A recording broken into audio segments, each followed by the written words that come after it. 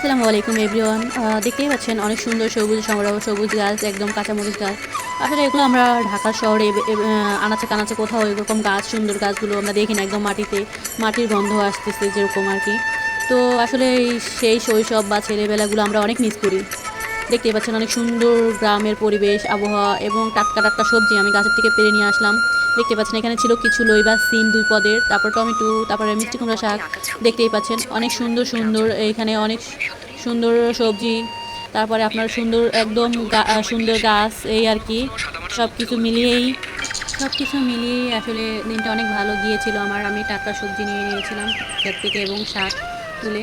তো রান্না করতে বসে গেলাম বরাবরই আর কি। আর রান্না করতে আমি বরাবরই অনেক পছন্দ করি। দেখতেই পাচ্ছেন না, এখানে আমি রান্না করতেছি মাটির চুলায়। একদম মাটির চুলায় ভাতের রান্না এত স্বাদ, এতটাই আমি বলতে বলতে আমার জিভে জল চলে আসছে। এবং ভাত হওয়ার পরে আমি মাছ বসিয়ে দিয়েছিলাম, মাছ ভাজি করে নিচ্ছি আর কি।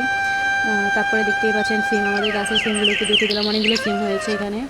তো আমি রান্না করতেছি বরাবরই, আমার রান্না করা মোটামুটি শেষ। এবং কি আপনারা কে কে গ্রামের মাটির চুলা রান্না খেতে পছন্দ করেন কমেন্ট করে জানাবেন। এবং কার কার গ্রামের বাড়ি আছে অবশ্যই কমেন্টে জানাবেন। আর একটা কথা,